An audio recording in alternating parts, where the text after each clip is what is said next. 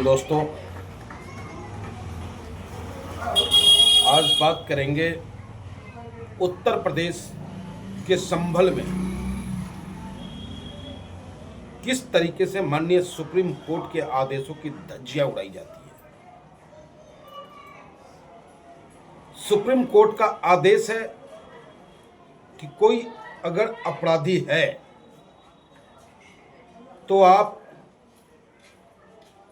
उस अपराधी के नाम पर उसके पूरे परिवार के मकान को ध्वस्त नहीं करेंगे, लेकिन सुप्रीम कोर्ट की गाइडलाइन को की धज्जियां उड़ाने का काम अगर आज कोई कर रहा है तो वो उत्तर प्रदेश की सरकार माननीय मुख्यमंत्री योगी आदित्यनाथ जी कर रहे हैं। तो क्या उत्तर प्रदेश का शासन संविधान को नहीं मानता? क्या उत्तर प्रदेश का शासन न्यायपालिका को नहीं मानता?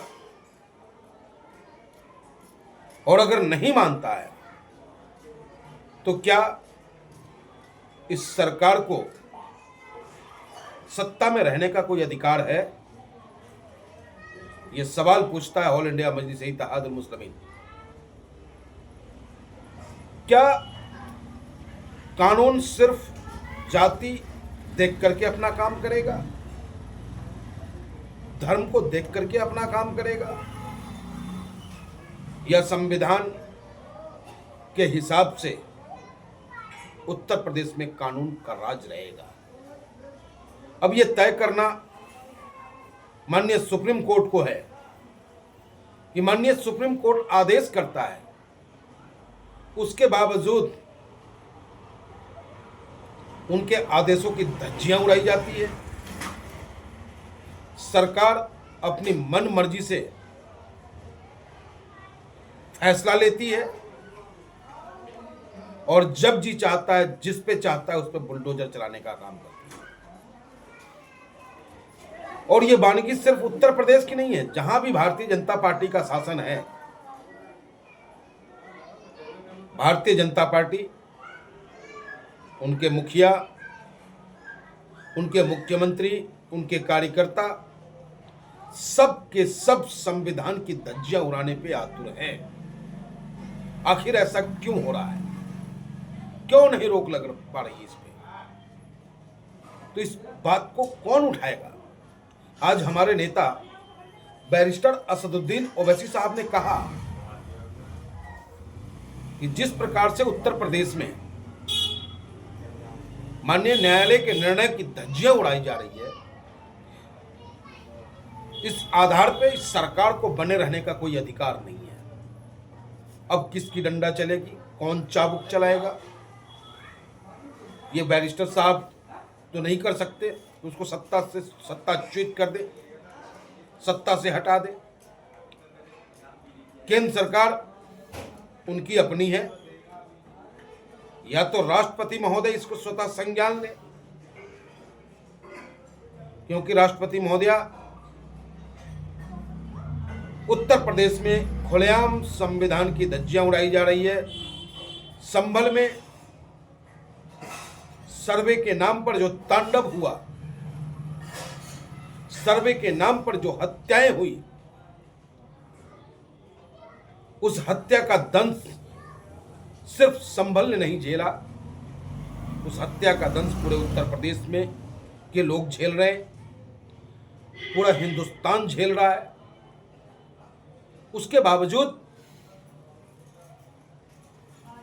अगर इन पे कार्रवाई नहीं होती है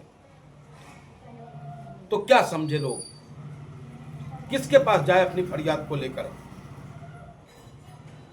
तो हमारे नेता बैरिस्टर असदुद्दीन ओवैसी साहब ने कहा है कि जिस तरीके से उत्तर प्रदेश की सरकार बदले की कार्रवाई कर रही है, जाति को देख करके कार्रवाई करने का कार्य कर रही है, इससे तो यह पता चलता है कि उत्तर प्रदेश में संविधान का शासन नहीं है। उत्तर प्रदेश में माननीय न्यायालय को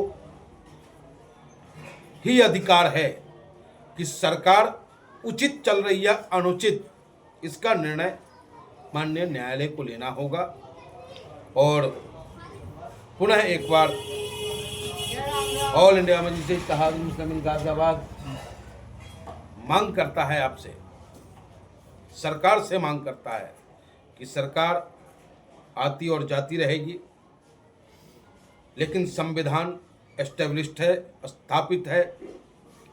संविधान के दायरे में ही कोई कार्य हो, कार्रवाई हो तो न्यायोचित है। अब एक तरफ संभल में जिनके मरे न जाने कितने बेगुनाहों को जेल भेज दिया गया, अब उन परिवार से हम मिलना चाहते हैं। हम ऑल इंडिया मजलिस इत्तेहादुल मुस्लिमीन के लोग मिलना चाहते हैं और अदर पार्टी के भी लोग मिलना चाहते हैं, लेकिन अदर पार्टी के लोगों को संविधान के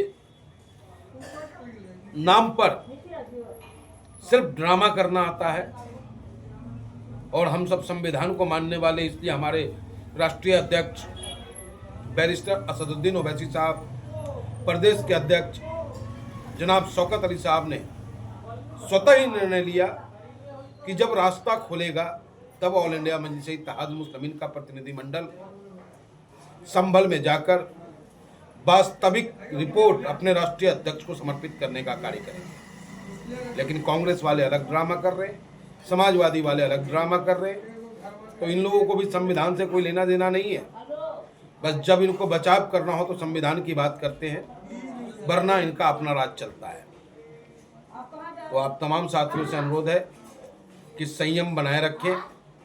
संविधान में आस्था कल भी हमारी थी, आज भी है, आगे भी संविधान में आस्था है। और संविधान को बचाने के लिए हर संभव सड़क से लेकर सदन तक अगर संघर्ष करना पड़ा तो ऑल इंडिया मजलिस इत्तेहादुल मुस्लिमीन सदैव तैयार है।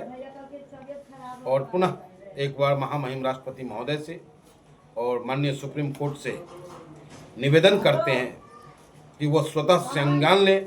जिस तरीके से संभल में बुलडोजर चलाया गया, क्या उचित है या अनुचित है? और अगर अनुचित है तो क्या सरकार को सत्ता में बने रहने का अधिकार है? ये निर्णय भी आप ही दोनों ले सकते हैं। जय हिंद, जय भारत, हिंदुस्तान जिंदाबाद। बैरिस्टर असदुद्दीन ओवैसी साहब जिंदाबाद, जिंदाबाद।